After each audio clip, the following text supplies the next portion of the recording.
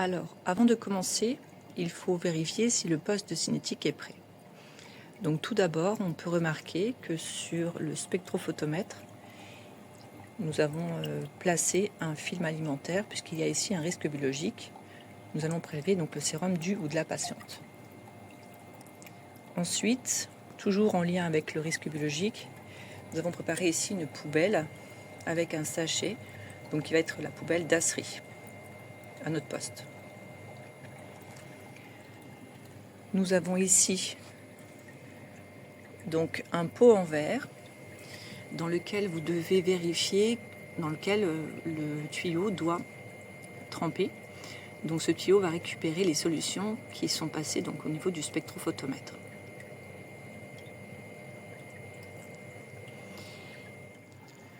Vous devez également vérifier que le bain d'eau thermostatée a été mis en route et réglé à la température souhaitée, ici donc 37 degrés. Et que le niveau d'eau est suffisant pour permettre justement la pré-incubation du réactif. Vous devez également préparer tout le matériel et les réactifs nécessaires pour le dosage. Au niveau du matériel, donc une boîte de papier parafilm, une boîte de papier mouchoir pour essuyer la cuve, un petit flacon d'eau distillée, les cônes petit volume et grand volume, les pipettes correspondantes ici pour le kit 1 ml et 10 microlitres. Et on a ici, donc on va tester la phosphatase alcaline, donc le flacon de réactif et le sérum du patient.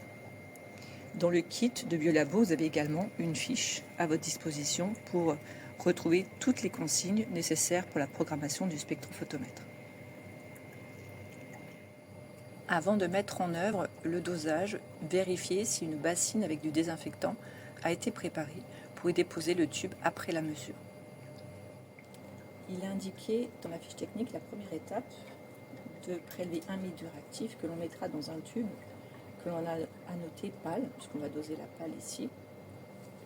Donc le prélèvement va se faire avec une pipette automatique 1000, il est sur 1000, avec un cône adapté. On va donc prélever 1 ml de réactif que l'on va introduire donc dans le tube à hémolyse.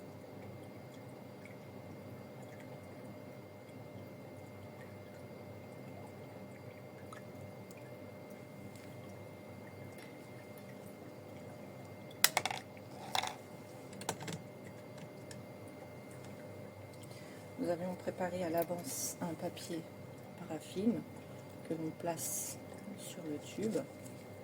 Donc là, il n'est pas nécessaire de mélanger puisqu'il n'y a plus le réactif. Et on le place dans le bain d'eau à 37. Donc l'incubation va avoir lieu pendant au moins 5 minutes pour que le réactif soit à température à 37 degrés. Donc pendant les 5 minutes, on peut commencer la programmation du spectrophotomètre et la première chose qu'il demande lorsqu'on l'allume, c'est de faire un rinçage. Donc on prépare déjà un petit papier mouchoir, et pour ce rinçage, on prend donc de l'eau distillée. On va donc tremper le flacon d'eau distillée ici, le flacon d'eau distillée, et on appuie sur la petite languette métallique qui est derrière, et à le premier arrêt de l'aspiration, on retire le tuyau et on essuie. Et là, on a entendu une deuxième aspiration. Le rinçage est terminé, donc on valide. Donc là, comme il est mis en route, il est en train de faire un autotest. Donc c'est ce qui permet de, en partie, faire une validation analytique.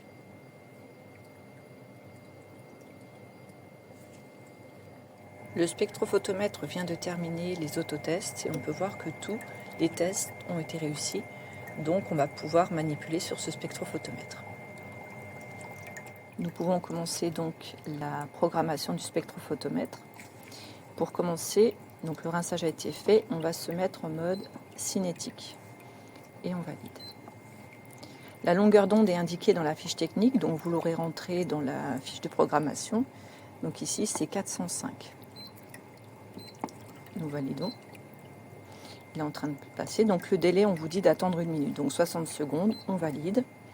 Le temps d'intervalle, on vous dit de lire toutes les minutes pendant 3 minutes. Donc un intervalle fait 60 secondes et on veut 3 intervalles, donc 3 minutes. Alors pour le facteur, vous l'avez également dans la fiche, il est de... Alors on valide, et comme ça va nous demander la valeur, il est de 5450. Ainsi l'appareil vous donnera directement la valeur de l'activité enzymatique. On peut remarquer ici qu'il y a apparition d'une couleur, donc l'absorbance va augmenter. Donc le facteur est négatif. Donc lorsque c'est décroissant, on va mettre non. Et il vous demande si le blanc est prêt. Donc le blanc, dans le cas là, on va le faire sur de l'eau distillée. Donc le spectro nous demande de faire le blanc, donc sur de l'eau distillée. Même chose, on prépare un petit papier mouchoir, on trempe le tuyau dans l'eau distillée et on appuie sur la languette. Derrière, il y a un petit bouton rouge. On arrête et vous voyez s'arrêter, donc on essuie tout de suite. Hein. Là, l'aspiration est très rapide.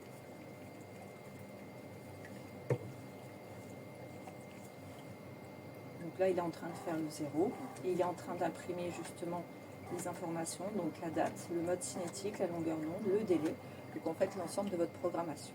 Donc le ticket là, il faudra le récupérer à la toute fin quand vous n'aurez plus de gants et pour le coller sur votre rapport d'activité. Donc là, il me demande échantillon 1 prêt. Donc l'échantillon 1 prêt, c'est-à-dire votre sérum. Donc dans la fiche technique, on vous demande de prélever 10 microlitres de sérum que l'on ajoute dans le tube où il y avait le réactif. Il faudra donc mélanger au moins 3 fois votre tube après l'ajout du sérum. Donc là, pour gagner du temps, surtout ne pas en perdre, hein, si je prépare un parafilm à l'avance, j'ai mon sérum ici. Mon tube reste dans le bain jusqu'au bout. D'accord ? Donc je prélève mon sérum et après je prends mon tube. Par contre, ce que je peux faire, c'est enlever déjà le papier, le parafilm dessus. Voilà. Donc le sérum est en Eppendorf. Donc là, on s'assure qu'il y a bien la dasserie plus la bassine. Hein. Et là, on prend une P10 à volume constant qui permet de prélever pile le volume. Ensuite, donc, on ajoute le sérum dans le tube. Donc un geste lent, hein, puisque c'est du sérum, donc produit visqueux. Le cône dans la dasserie. Ensuite, hop, on replace la pipette, le parafilm. Et là, ça doit être un geste relativement rapide, mais assuré. On prend un petit papier, mouchoir, le parafilm que j'enlève dans la dasserie tout de suite. Et là, attention, il faut bien écouter l'arrêt de l'aspiration. J'appuie, ça s'arrête, je retire, j'essuie, et là il aspire à nouveau. Le tube que je viens d'utiliser donc directement dans la bassine, mon papier qui a permis d'essuyer dans la dasserie. Donc là, le spectro a mis en route le délai, donc il décompte, hein, donc tout se fait tout seul grâce à la programmation que vous avez entrée dans le spectrophotomètre.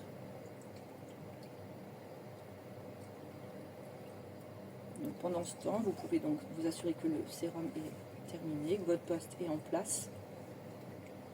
Et vous ne pourrez récupérer et finir, donc puisqu'il reste encore le rinçage après. Et donc, une fois que tout est rangé et que le rinçage est terminé, et quand il vous demande l'échantillon 2, vous sortez du programme, vous faites un deuxième lavage.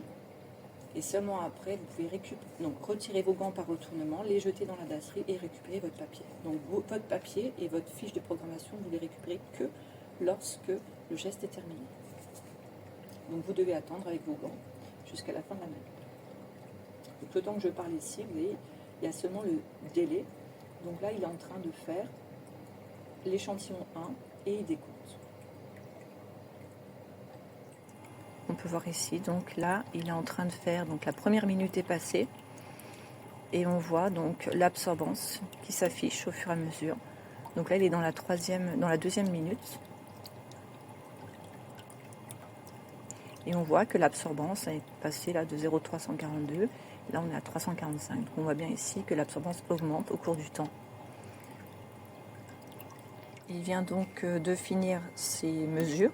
Donc là, il nous affiche échantillon 1,82-83. Donc comme on a rentré le facteur exact de conversion, c'est directement en unités par litre. Et il vous donne la correspondance de la pente, donc 0,015 unités d'absorbance par minute. Vous devez donc valider. Et là, il vous demande donc si l'échantillon 2 est prêt. Donc comme on a un seul échantillon patient et on ne fait qu'un seul essai par patient, on va donc sortir du programme. Donc je vous montre ici, il a bien imprimé les valeurs d'absorbance, les pentes également, P1, P2, P3, ces différentes pentes par minute. Mais ce qui vous intéresse surtout, c'est la dernière ligne, ici. Donc ici, évidemment, on va faire donc échappe et il vous demande tout de suite un rinçage. Donc il faut évidemment faire le rinçage ici, après la mesure. Donc le rinçage vient d'être fait, donc j'ai validé pour sortir du programme, donc l'écran affiche à nouveau cinétique. À partir de là, le poste est prêt pour la personne qui fait le dosage juste après. Donc vous retirez vos gants, ici, par retournement, que vous jetez donc ici dans la poubelle d'acier, et vous récupérez ici le papier de l'imprimante en faisant attention de ne pas le déchirer. Ici.